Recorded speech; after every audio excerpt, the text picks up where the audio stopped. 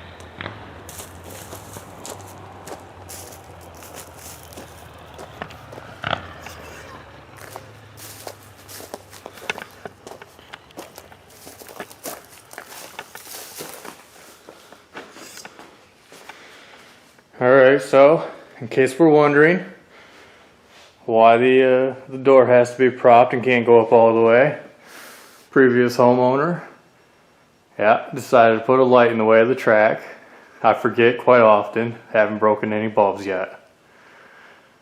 And I haven't taken it down yet, so that's on me.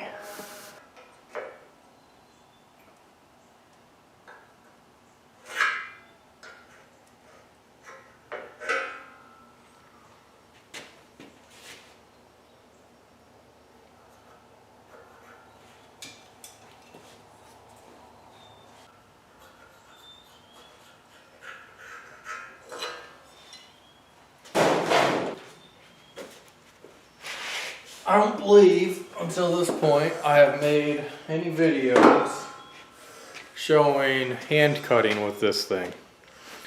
So what I want to show you is when hand cutting you use a different cap on these, and this cap, it's got like the way this is built up, it's a drag tip. So instead of like when machine cutting you keep the tip, it's programmed to keep the tip 1/16 of an inch basically off the material, and so it travels up and down. Well, this one being a drag tip, it's already, that material is there that compensates for that 1/16 of an inch. So you see a lot of people, they make the mistake where they still try to hold a length off with this, but it's not meant to be like that, so that's how you do it with that.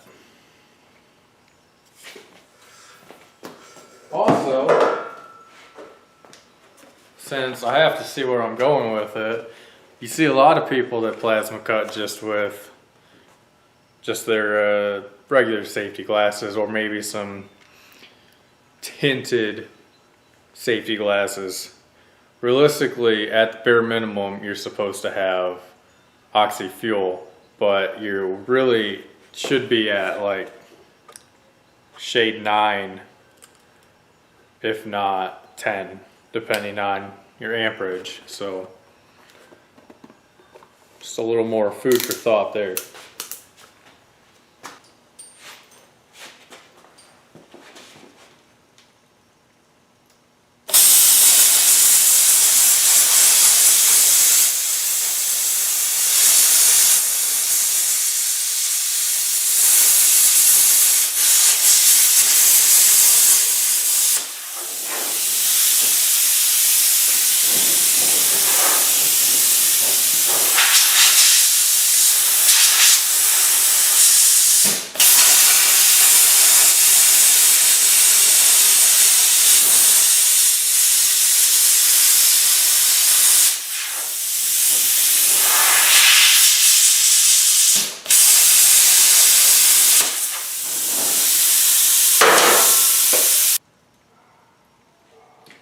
Alright, let's go get 3 more pieces.